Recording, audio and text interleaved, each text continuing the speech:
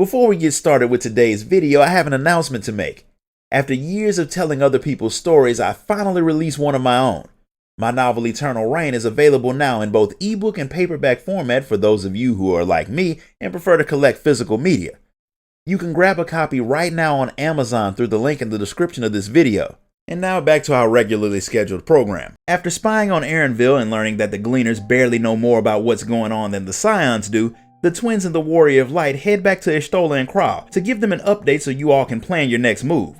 Y'shtola is right where you left her, but Kral had still been acting weird, so Y'shtola had told her to go back to the farm and rest. You don't let people who are acting strange wander off alone. They're liable to do something weird or dangerous without supervision, but Y'shtola didn't think about that until after the woman was gone, so you head off to find her. You find her near a patch of the strange flowers, and when you see her, she casts a spell on one that's supposed to keep it alive before she gives it to you to keep. She says that someone wise and powerful said that the flower would be important to you in the future. Kral's been hearing voices since you all entered Labyrinthos, and it took her a moment to realize who it was. Hydaelyn was talking to her, similar to the way that she spoke to Minfilia, and since the goddess wants to have a chat with you, Kral lets her borrow her body for a little while so you can have a face-to-face conversation. Hydaelyn's been having a hard time interacting with the physical world without help. She can talk to people, but without taking over someone's body, she can't actually do anything anymore. She's been staying in the deepest part of the ethereal sea where all dead souls go. She'd taken Minfilia there after she died on the first, her along with one other person who she thinks still has an important job to do, depending on what you do next. She wants you to keep the flower to help guide you through what's to come, but in typical vague goddess fashion, she won't tell you what you're going to be dealing with, even though she clearly knows. And after that brief, not all that helpful message, she leaves Kral's body.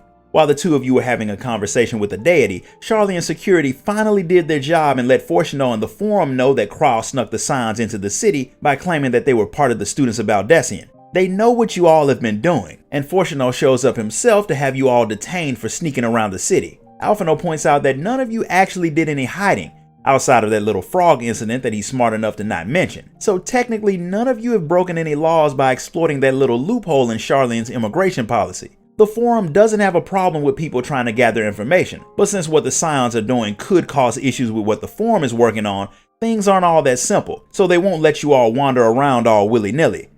The Forum is gathering, and once they finish, they'll determine whether or not you're allowed to be in the city at all. They've already arrested G'rahatia for trying to illegally check out books from the restricted section of their library. Since not every situation can be solved by punching people, you all willingly surrender to wait for the Forum's judgment.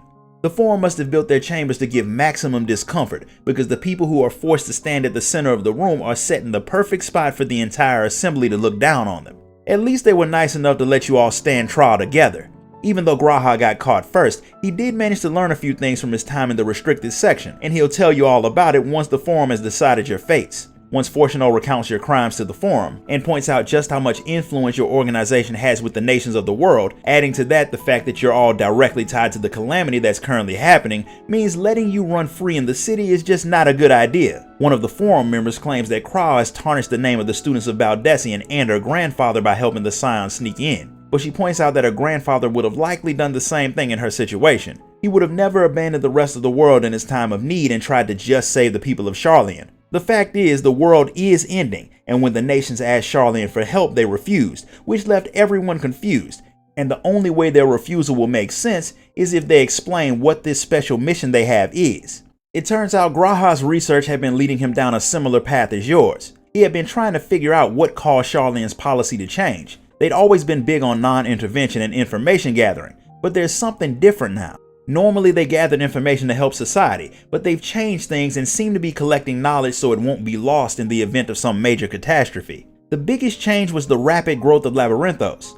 Loads of money had been spent to grow the place in a way that seems extreme, and these changes started exactly 270 years ago, which was the exact time when the Sharlayans who had been studying in the hinterland had officially started examining the ethereal sea. They must have found something there, and that's what gave them their mission. The Forum members aren't denying this, and even if they have to let everyone else die to complete their task, they will. The Scions are just as dedicated to their path, which seems to put them thoroughly at odds with the Forum. However, Monteshane, another member of the Forum and the leader of the Studium, as well as a good friend of the late Louisoix, doesn't actually think so.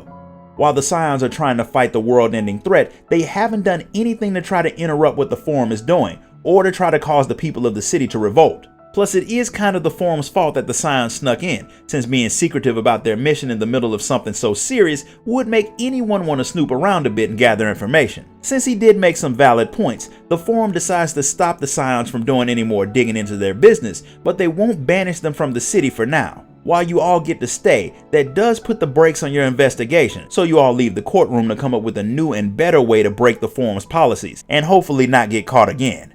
And that's where we're going to stop for today. If you enjoyed this video, be sure to like it, comment, share it, and subscribe. Donate to the channel if you can, and I'll see you all next time.